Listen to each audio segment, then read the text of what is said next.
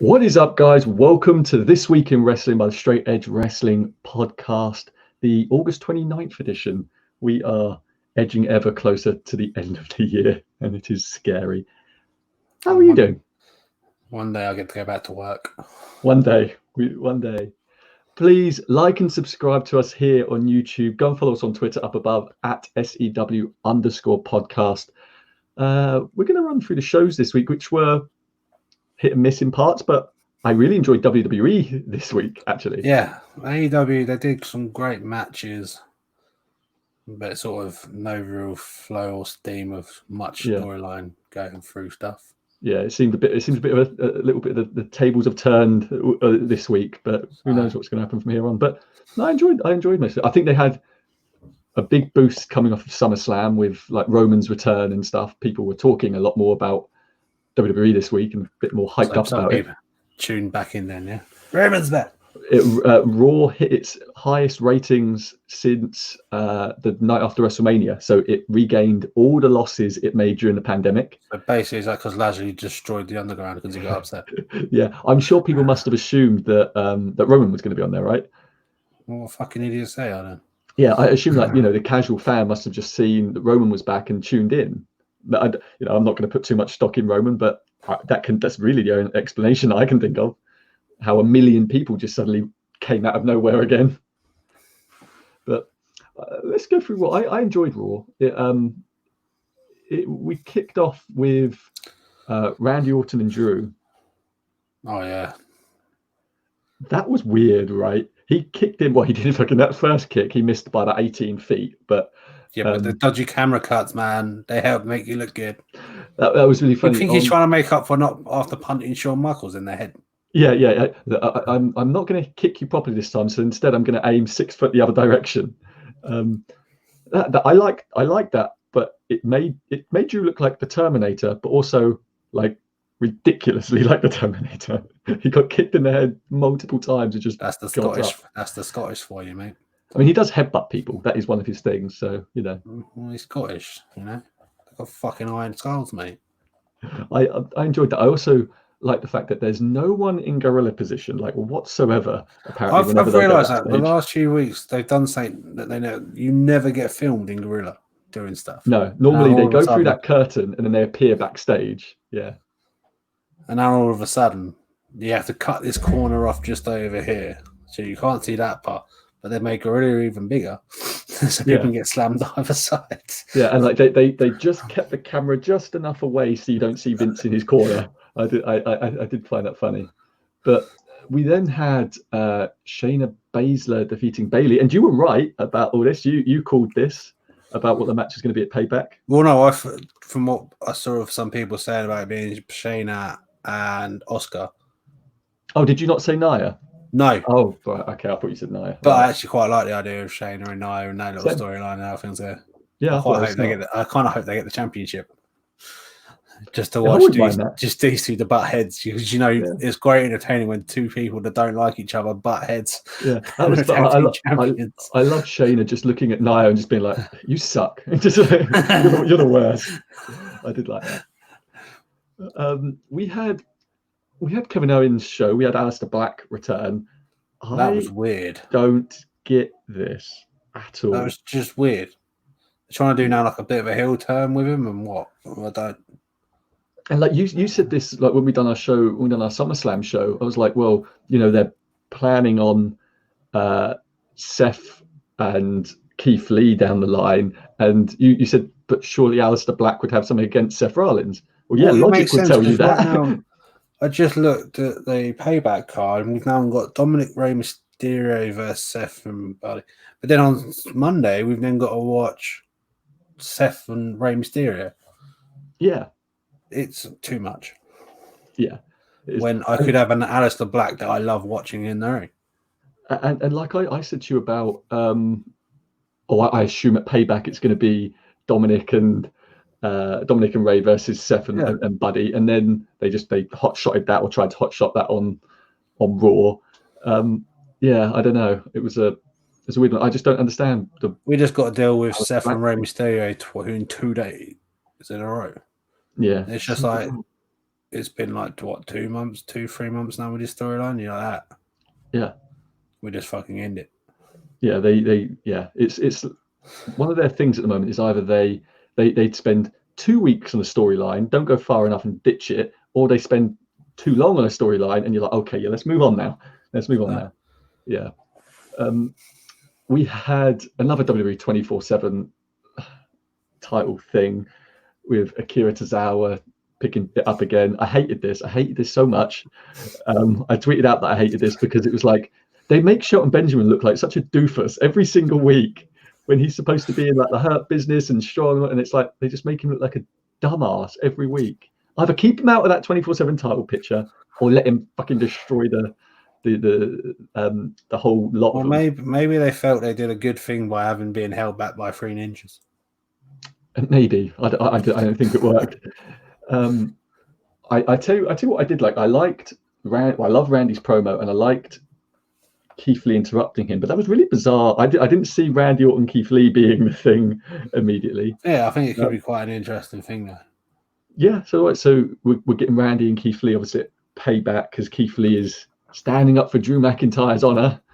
That was a good match, and I'm jumping ahead, but while it says that was a good match. I enjoyed it right up until the point where Randy was going to win, right? So like at that point, it was like, well, why do I care about Keith Lee at that point? I love Keith Lee destroying him for like 80% of that match. I don't know why they set up the finish as Randy just about to win. So I don't know. I think it could be an interesting one because I think you'll probably have Drew show up, and that'll be part of what happens. So who knows? Keith Lee could suddenly win. Yeah, so Drew, and then Drew batting the crap out of Randy Orton, and then Randy Orton winning the title next. Yeah, I don't see them doing like a clean Randy Orton win over Keith Lee. I hope they're smart enough to see that Keith Lee's ridiculous athlete. Or less Edge, Christian, Shawn Michaels, someone shows up elsewhere. You know, there's a list forming right now. That's true. We had more of Montez Ford and Angel Garza and that group. Like I said this at SummerSlam, I was like, can we just move on from that as well? That's another one of those stories where can we just move on from it's that? It's Angel Garza and the females that he's getting, and he keeps losing to a very bearded, Viking. I did like that. I thought that was funny, but it was like we're just treading water with this now. So we had an arm wrestling match between Apollo Crews and Bobby Lashley. Well, that didn't go well, did it? No. Who would have thought that Lashley was going to lose that match? I cannot believe they had Lashley lose it. He's a goddamn the whole point of him is look at me, I'm very strong. And then they had him lose. That was so bizarre. Well, it led up to a great underground, if I'm honest. So yeah, basically all it did was piss off Lashley to then move into Raw Underground and just knock the living shit out of a no-name jobber, and then Cedric Alexander. Was there someone else? It was Drew. Not Drew. Dolph. Dolph. Yeah. Well, it was Dolph first, wasn't it?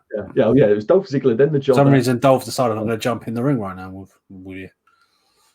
Yeah, apparently got a death wish. That was bizarre. He wants to be the star of something around here. So no, I got to admit, I am waiting for like an underground belt. Oh, we don't need another belt, do we, in WWE? For the love of God. So I do. It could be, if they've done it right, it could be a fucking awesome belt I could hang on my wall. We had a Raw Women's Championship lumberjack match, Asuka. And what was the point of the lumberjacks in that match? I don't know. Were they ever used? Like, I literally can't remember. Maybe once. No, they didn't technically ever throw anyone back in. It was just a standoff with Bayley with other people when time come out, and then they stood away from Asuka. The only time one of them got involved, and that was Shayna. When she grabbed out, when Bayley got the chair to throw, and she grabs her out, and then kicks her. That's what. Yeah. See, the whole point of lumberjack matches were lumberjack matches were always a load of heels, weren't they? Yeah. And they'd go after the baby. Well, no, you'd basically have the faces and then the heels. Heels, yeah. But I was expecting a bunch of them to jump on Bayley, and then at one point when Sasha and Bayley were outside, I was expecting bunch of them to jump on them. But it was a waste. The main event, Mysterios versus Seth Rollins, Buddy Murphy. I was going to say, because next week we got Mysterio versus Seth Rollins. Yeah. Obviously, it ended in a no finish really with Retribution. Seth and Buddy. Don't ask me how Seth managed to get past 4 of them somehow. And then they just stood there. He ran straight past them. So, apparently, Retribution just attacks the baby faces. Apparently, now they don't attack the heels because they just let them stand there and watch. Well, I reckon it's still all Roman now. I tell you who. Well, we know who 3 of them are because one of them had their hair out, and she has very distinctive hair in NXT. And the big guy, and the big guy, everyone's assuming because it looks pretty much like the same size and build, is Dijakovic from NXT. Whether or not he's a stand-in, we don't know, but it looks like the big guy in the middle was Dijakovic. But yeah, so we're going to carry on with Rey Mysterio, Dominic for a while. But I enjoyed Raw. They went at 1,000,000 miles an hour on Raw because they had to do a month's worth of booking for a damn show they decided to put on a week after SummerSlam. I don't know. It is what it is. I don't know why they worry too much. There's only 6 fucking matches on the card so far. That's good. Let's leave it like that. I'm actually going to be in the Thunderdome for Payback. I have been invited into the Thunderdome. Oh my God, he wants to see your face on that. So everyone gets to see my ugly mug on the screen at the in the Thunderdome. What's the betting you're on camera side? Yeah. What the fuck? It's a virtual thing, and I still can't get on camera. Talking about the Thunderdome briefly, there's been a lot of issues with it this week, especially during Raw and SummerSlam. So during Raw, Chris Benoit's picture was put up. Was it? At one point? Yeah. There was sort of one on SummerSlam. Yeah, there was a video of an execution that was put on one of them, right in the middle of the screen. Someone put a video of someone getting their head chopped off. So apparently people getting fined, no one really gives a shit about. Yeah, and then there was loads of KKK imagery and stuff put up as well. So luckily for WWE, luckily for once, Kevin Dunn likes camera cuts. So when like the beheading video was going up, just before the beheading happened, they cut cameras 18 times, so you didn't actually get to see it, which was thankful. WWE released a statement on it, basically saying that they're investigating stuff. They're going to have to do something like... No offense, why is it you got a cut cap? Why can you not cut the fucking feed from that fucking thing and just switch it to somebody else? But by all accounts, they obviously didn't realize it was even there because the KKK imagery, for example, was up for quite some time. So they obviously didn't actually realize. They've obviously not got. Why have they not got someone monitoring it? You turn around saying you're going to do fines and things like this, but you haven't got anyone paying attention to what's going on. Apparently, they're on about a 45-second to a minute delay, something like that as well. So it's not as if they are actually live. They have got a minute delay, but you know it's several thousand screens, and I'm assuming they've probably got 2 guys there watching. You know, so what you're going to be doing when you're on it tomorrow? Sitting nicely, not showing imagery of massacres. But yeah, WWE did release a statement saying, they're looking into it. But like people have said, what they should really do is they should take like your credit card information or something, not charge you a nominal £1 or whatever. So that way they've got your details on record. I agree with that. I think that's absolutely what they should do. To be honest, they probably already have got all these people stuff on record either through network or bloody because at the moment shop. Yeah at the moment it's just you just enter a name and an email address, so you can have a fake name and a fake email address, so it's not it's not hard. It's AEW trying to intervene, is it? Well, I was gonna say SmackDown, someone took a light-hearted one and they had Kenny Omega front and center. They put up a picture like a video of Kenny and Kenny Omega tweeted out being like, hey, I'm just trying to have fun, guys. Maybe it was Kenny Omega. Yeah, they'd use like a video from like his Instagram where he's just sort of moving like this. But yeah, that he was front and center on SmackDown, which is much nicer than the KKK. But we had like SpongeBob popped up. We had Mario was there. Obviously, Fire Velveteen Dream was there. Well, that I can't argue with that one. Can't argue with that. Well, moving on to talk about that, like someone who else was on a leave of absence returned on NXT. Austin Theory popped back up. this week after just mentioning him last week and being like, I'm going to ask people where Austin Theory disappeared to. And bang, there he was back. NXT. Not allowed on Raw then, no. No, he's been demoted clearly. They can all be in NXT though. Apparently NXT has no issue with these people being on there. Anyway, NXT. I liked NXT for what I saw of it. It's a shame. It's a shame that obviously they've now had to vacate the NXT Championship only like 48 hours after Karrion Kross won it. Well, not having much luck with their NXT champions right now. No, but on the bright side, it is going to lead to probably a fucking hell of a match next week. Yeah, and if Prince Balor don't win, I'm done. Yeah, I mean, you had Ciampa make his return, and you had like comes back for one match, beats up a fucking nobody, and now it's in a title match. Hey, Prince Balor doesn't win. At least they're not AEW. At least they don't even claim to say wins and losses matter. Yeah, I'm looking forward to that. You have Ciampa, Cole, Gargano, and Balor. Yeah, and I like the way they're doing an hour-long Iron Man match. 4 people, that'll be great. So you've always going to have some kind of action going on while the other 2 get a chance to rest. Yeah, they should kill it. I'm really looking forward to that. And new NXT Tag Team Champions, Breezango finally beat Imperium. Breezango finally getting their dues. Well, it's about time they got given a championship. Yeah, they've been doing fucking good work for years now. But yeah, I'm happy about that. AEW. Where to start? Yeah, so right, we open up with the gauntlet match. The winners get an AEW World Tag Team. I don't see the point in that. The thing is, I stated this argument earlier on. There's a few arguments to this thing. One, why is this FTR in this when we already know they got a title shot? It was in their contract.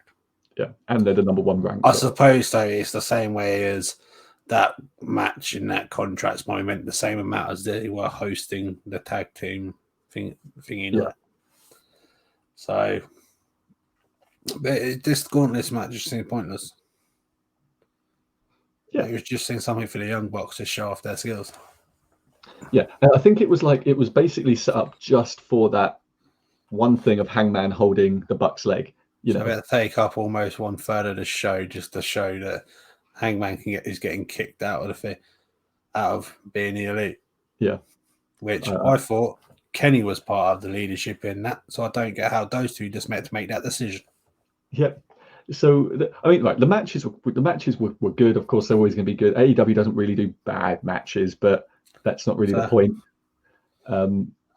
It was just it just went on too long. Doesn't seem. I got to admit, probably my favorite part of the show had to be the contract signing because I think MJF and John Moxley were fucking great.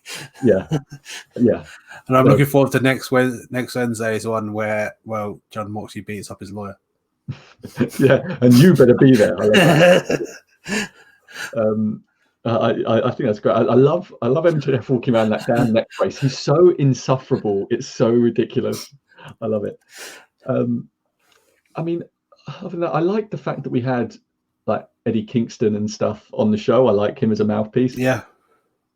I don't know. It was like we had obviously Matt Cardona's now part of the Nightmare family, apparently. Who knew? We had a nice little bit with Britt Baker. I didn't mind that. I thought that was good.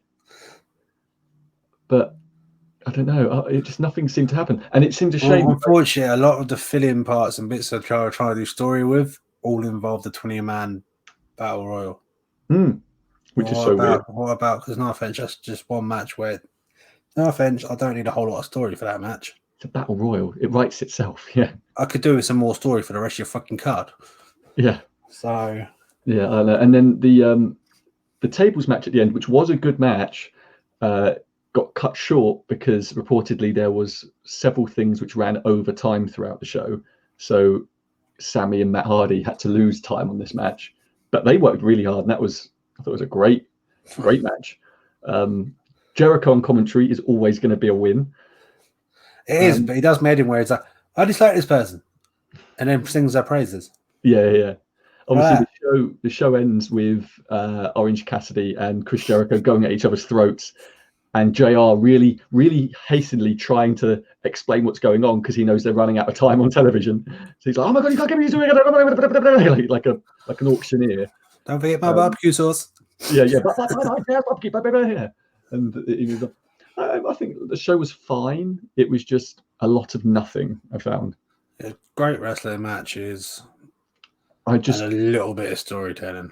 Yeah, I think maybe there were 3 stories that were like maybe pushed a little bit on this show. Hangman was pushed, that story was moved forward. MJF and Mox was moved forward, and Jericho and Orange Cassidy, and then the Battle Royal, which doesn't really mean anything. Well, the problem is there is a bit of a push with Hangman, but also at the same time is I don't really understand why we're doing this right now and how it would have mattered. Yeah. That could have happened more of the thing of those 4 battling and then beating the crap out of them, leading into a story to a pay-per-view for them, and then getting kicked out of it instead of it cost me a match and bye. Yeah, and also that little. You wait till Kenny shows up and changes the ruling on there. That little segment backstage with Bucks and Hangman, I liked it, but like Nick Buck, and Nick Jackson was really good. Matt Jackson was like doing my head in. He was so over the top. It was really doing my nut in. I don't know why. Nick Jackson and Hangman Page were really good in it. Matt Jackson was like, I don't know. It was like watching a drama student. It was really bad. It really drove me insane. Well, as I like to try and say, he's got a short fuse, Matt Jackson. Yes. But SmackDown. So it was an interesting show. I thought, and do you know the one thing I liked about it? They done that thing again where there was at least one thing which they thread throughout the show with Adam Pearce. What I found quite amusing wasn't technically one of their fucking talents that's normally on screen. It was that Bellin that shouted out a fucking ambulance. Adam Pearce, yeah. He's somehow like the de facto general manager at this point, right? He's just he's the one which. Thing is, I used to be behind him until fucking last week. Yeah, you were singing his praises 2 months ago when they were like, yes, you were like, yeah, they finally got someone who's making a decision. Who's that? And then he's a fucking bellend in that thing last week. I'm like, that, you're a dick. Fuck off. You're dead to me. Yeah, I like that. I love that little opening bit where he goes in and tries to shake Vince's hand, and Vince is just like, and then he tries to do the little elbow touch, and he's just like, no, not happening. I thought that was good. Yeah, I did quite like the bit with Vince doing his sort of throwing his weight around and. But Jesus, his voice, he sounds like Christian Bale's Batman at this point. Like he's literally just, I'm Vince all the time. Everything's like so gravelly. I was like, Jesus Christ, he sounds like he's smoking like 60 a day. Probably is. Yeah, he needs it just to get through the day. But yeah, I enjoyed it. Bruce Pritchard is a fucking in his thing, of course he is. Yeah, he's probably mainlining heroin at this point to get through the day with Bruce Pritchard. We had Jeff Hardy and Shinsuke Nakamura. That was a good match. A good match. But the thing is, it was a good match. But I also thought, if you're doing an open challenge, why have I now got another champion? In that kind of thing, I was hoping you to get someone who isn't in a title match a bit now. I was hoping for like Shorty G or someone like that. We'll talk about Shorty G in a little bit. Yeah, don't get me started. Yeah, we'll talk about that next. Obviously, at the end of this match, Sami Zayn comes out. He returns looking like a homeless man. He's a haircut. He leaves a haircut, doing his little dance. And I love this because this is exactly what I said that they should have been doing with Apollo and MVP. I'm the real champion. I've got the belt. Go fuck yourself. I love that. You reckon he was opposed to Sharp, or he just decided to walk through the door and get on the channel? Yeah, so WWE has very clearly told the people who did take the pandemic off, you're coming back now. You know, Roman and Sammy, all these people that took the time off during the pandemic, they've been told, no, you're back. Because they're obviously saying, well, no, we've got more room now. We can space everything out. And it's probably true. They're probably well, now that they've got themselves a bit more sorted, and hopefully they're sticking to what they're saying when it comes to the testing. They're not saying we're doing this dodgy testing and then fucking it all up. Yeah, by the sounds of it, the testing's working very well. They're testing multiple times a week now. And because they're in the arena, they've got big old locker rooms and proper facilities. By the sounds of it, it's a lot better than it was at the PC. If I'm honest, for someone like Roman, then it makes sense. I can get ready to come back if they've now got their shit sorted out instead of a month ago when I could have died. Yeah, exactly. And then, so this match, look, I like Matt Riddle. I love Shorty G. This was a fucking joke. I'm getting pissed off that they're just using Shorty G as a fucking jobber when he's probably one of the best wrestlers they got in the company. Literally one of the best workers they fucking got, and they just squashed him. Like, He's are Kurt you Angle kidding me? 2.0. Yeah, are you kidding me? Come on. Yeah, it pisses me off. We moan about this so much because we both like Shorty G, and it's like Pissed me off with the fact that before all of this kicked off, before he was starting to get a push, yeah, and then now he's just let's just kick him in the face multiple times. Oh, that pissed me off so much. Just like, at least give him a competitive match. They could have had a good match there. You know, Drew Gulak. I was thinking Drew Gulak. Shorty G can have a good match with just about freaking anyone. Like, let him do it. Oh, yeah, that was stupid. Cesaro and Kalisto talking about having a good match. I really like this. When Kalisto means nothing at this point. But I'm kind of waiting for him just to end House Party right now. Lucha House Party. Yeah, who cares anymore? Just split that up and have one of them run. I don't know. Talk about Drew Gulak as well. Obviously, we had him just randomly go up and just fuck Braun in the back with a chair. You say fuck Braun on the back of the chair. He literally didn't even flinch, did he? Didn't even move a muscle. I didn't like the way though he then threw the chair back. Yeah, that was great. Yeah, just like gave it to Adam Pearce, and Pearce was like, no. I like that. And then he just went. I like the way of Adam Pearce, though. You know, he'll fucking stab you in the back as soon as possible. That guy, not me. That guy. Yeah, no, I did like that. I thought that was funny. I'm so impressed at how Braun Strowman can take a hit and just not even flinch. Like with Alexa bitch slapping the fuck out of him the other week, and him just sort of just standing. Well, no offense with the beard, mate. He's got a bit of fucking solid beard there at the minute. Yeah. And then the chair, that was good. But yeah, he just squashed Drew Gulak. That's two guys in one night who are outstandingly talented and got squashed. So when do we think Daniel Bryan's coming back then? Well, he's on paternity now, so who knows? Oh, better. And then you had your main event. Big E and Heavy Machinery defeating Miz, Morrison, Sheamus. Just saying, like a pointless. If I'm honest, it was a bit of a pointless main event. It was a filler main event. Well, although one of my highlights was when they just randomly panned back to Miz and Morrison backstage, and Miz was like, "Yes, I can kick at 70 miles an hour." I don't know why, but that really made me laugh. But yeah, other than I don't get the main event at all. That was a bit pointless. It was just filler. But it was a decent enough show. But then, of course, it ended with Adam Pearce going into Roman Reigns' locker room to get him to sign the contract, and him saying, what did he say? Oh, that's not a spoiler. That's not a prediction. That's a spoiler. At which point I shit my pants.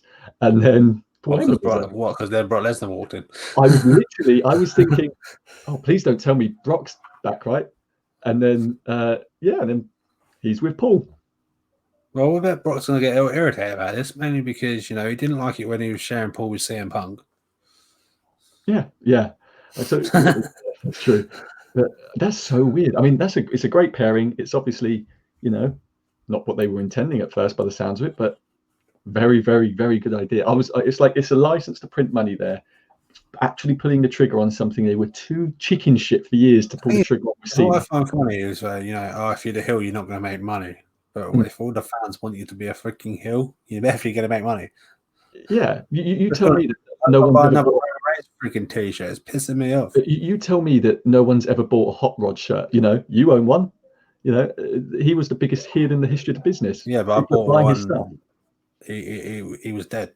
Yeah, but people, which says even a lot more, right? Like people are still buying a healed stuff when they're dead. But like people were buying Hot Rod shirts in the 80s and 90s because he was cool. If you make a cool heel, it works. Yeah, that's a big story. That's probably the biggest thing they've done in wrestling in a long time. Actually, putting that trigger on Roman. Is this what we get John Cena back for a rundown as a heel too? Yeah, on your bike. John Cena to save WWE from the villain Roman Reigns. But yeah, I mean that's about it really for this week. It's not been a newsworthy week really this week for a change. Yeah, it makes a change. Thank God. Like there's been a few weeks where it's like been hard to keep track of how much stuff's been going on. But I tell you what, there's one little video I keep forgetting to watch on YouTube at the moment. That's the one from WWE where they did the wrestlers and superstars and staff do those goodbye video for Renee Young and her. Oh, that's very good. Yeah, they've done. I keep forgetting to watch it. Yeah, that's very good. Very good. They yeah, it was on the bump. By all accounts, she wrote a really nice open letter to the WWE. Yeah.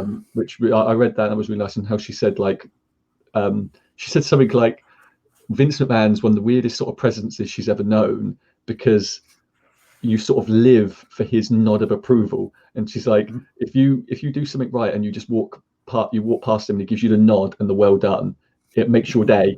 She's like, and even better if he stops you to shake your hand and tell you you've done a good job. She's like, it's the weirdest thing that everyone lives for his approval. And then afterwards, you turn your back, he's spraying his hands. Yeah, he's like, yeah. But yeah, I thought that's really interesting. It's sad that she's going, and like she's not really doesn't seem to have anything else lined up yet. But I think she might have to be looking at a bit of time for herself, plan herself out. She's been with WWE for a long old time, 8 years. And if everyone else is listening to it, she's going to bloody AEW. What's the bet she turns up in New Japan? Could you imagine? Yeah, gotcha.